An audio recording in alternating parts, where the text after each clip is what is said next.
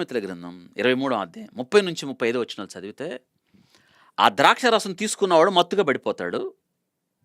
తిరిగి లేచి అదే కావాలంటాడు. అదే కావాలి, ఆ మత్తే కావాలి. ఎంతన్నా చూడండి అశ్లీలం. చూస్తూనే ఉంటారు, చూస్తూనే ఉంటారు, చూస్తూనే ఉంటారు. ఎక్కడో పాపం ఉండేది, ఆ పాపం దగ్గరికి వెళ్ళాల్సి వచ్చేది. ఇప్పుడు ఆ పాపమే మన ముంగిటకు, మన పిల్లల చేతుల్లోకి ఫోన్ రూపంలో వచ్చింది. ఇది సాతాను రుచి. ఆ సైట్ మీద ఒక్క క్లిక్ కొడితే చాలు, ఓపెన్ అయిపోతుంది. ఆ రుచికి అలవాటు పడితే బిడ్డలు చదువు మీద ఏకాగ్రత ఏముంటుంది ఆలోచించండి. ఆ పసి హృదయాలు పాడైపోతున్నాయి. సాతాను రుచులు. అందుకే ఆ రుచులు మన బిడ్డల దాకా రాకుండా, మన ఇంట్లోకి రాకుండా, ఆ రుచులను అడ్డగించి మనం యెరూషలేము రుచులు, యెహోవా ఉత్తముడని రుచి చూచి ఎరిగిన నీవు నిన్ను మన బిడ్డలకు చెప్పాలి కదా. ఆలోచించండి. ఫ్యాషన్ అయిపోయింది నేటి దినాన. ఇదే అండి బబులోను రుచులు. దేవుడిచ్చిన ఈ దేహం నేటి దినాన్ని చూడండి. ఆడపిల్లలు పెట్టుకునేవాళ్ళు చెవులకి హద్దులు దాటేశారు. ఇప్పుడు మగపిల్లలు పెట్టుకుంటున్నారు. ఒక చెవుకు పెట్టేవాళ్ళు ఇప్పుడు రెండు చెవులకి.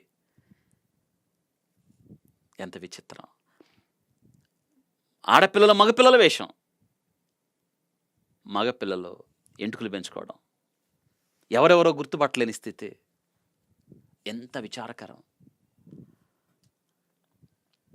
ఎలా ఉందో మొదలు పెడతాడు సిగరెట్. చూద్దాం, రుచి చూద్దాం ఎట్టుందని మొదలు పెడతాడు కదా, కానీ ఆపటం వీడి చేతిలో లేదు. అదే విచిత్రం. బబులోను రుచికున్న పవర్ అది.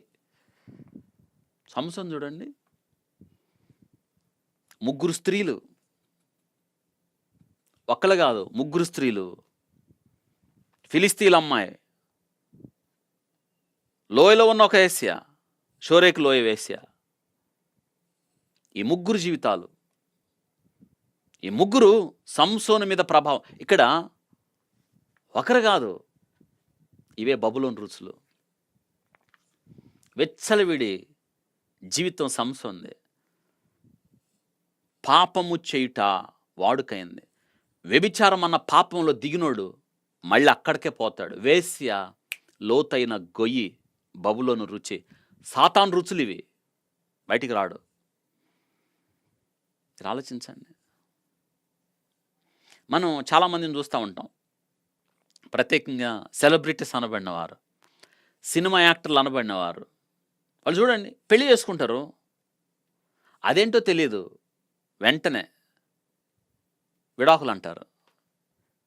ఏంటి కారణం? విడాకులు తీసుకున్న వాళ్ళు తిన్నగుంటారు కదా, మళ్ళీ వివాహాలు, మళ్ళీ వివాహాలు, మళ్ళీ వివాహాలు. ఇది కొనసాగింపు. ఏమి నేర్పిస్తున్నారు సమాజానికి? తప్పుగా అనిపించదా? అనిపించదు వాళ్ళకి. అందులో ఆనందం ఉంది, అందులో రుచి ఉంది. బబులోను రుచి, సాతాను రుచులు ఇవన్నీ. ఈ వాక్యం వింటున్న నీవు నేను సరి చేసుకుందాం. మనం యెరూషలేము వాసులం. మనం యెరూషలేమా నిన్ను ప్రేమించువారు వర్ధిల్లుదురు అని. యెరూషలేమా నిన్ను ప్రేమించువారు వర్ధిల్లుదురు. ఒకసారి మన ఇంటిని పరీక్షించుకుందాం, మన కుటుంబాన్ని పరీక్షించుకుందాం, మన ఇంట్లో బిడ్డలను పరీక్షించుకుందాం. బబులోను రుచికి ఎవరైనా అలవాటు పడ్డారా? సాతాను ఎవరికైనా రుచి చూపిస్తా ఉందా? మనం జాగ్రత్త తీసుకుందాం. బబులోను చెరలో ఉన్న వారిని పక్కకు తెచ్చుకుందాం.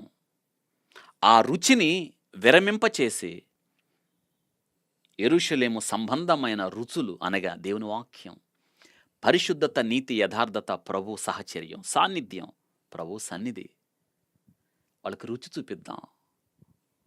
యెహోవా ఉత్తముడని రుచి చూచి ఎరిగితిని.